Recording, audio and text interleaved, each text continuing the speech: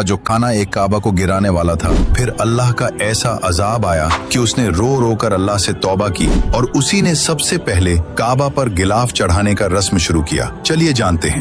जो मुकद्दस गिलाफ हजारों सालों से खाना एक काबा पर चढ़ता आ रहा है। इस रिवायत की शुरुआत एक ऐसे बादशाह के हाथों से हुई जिसका नाम था तुब्बा। तुब्बा दरअसल एक लक़ब था जो यमन के बादशाहों को दिया जाता था। ये उस वक्त की बात है जब तुब्बा हेरी मदीने वालों का दिल जीतने के बाद मक्के की तरफ अपनी हजारों फौज के साथ रवाना हुआ तो फौज के सरदारों ने तुब्बा को भड़काना शुरू कर दिया। वो सरदार कहने लगे, ए बादशाह, ये अरब का सबसे मशहूर शहर है, काबा में बड़े बड़े खजाने हैं, अगर आपने उसे फतेह कर लिया तो पूरी दुनिया में आपका नाम होगा। बादशाह खाना एक काबा की अजमत से बिल्कुल अनजान था। उसने सरदारों की बात मान ली और काबा को लूटने और गिराने का इरादा कर लिया। जैसे ही तुब्बा और उसकी फौज ने काबा पर हमले का इरादा किया तो उसी लम्हे उन सब में एक खौफनाक बीमारी फैल गई। फौजियों के जिस्मों में शदीद दर्द शुरू हो गया। न कोई उठ सकता था और न कोई चल सकता था। हजारों की फौज जो लम्हों में शहर फतह कर सकती थी, अब वो फौज जमीन पर तड़प रही थी। खुद बादशाह तुब्बा का भी यही हाल था। वो अपने खेमे में बेबस पड़ा था।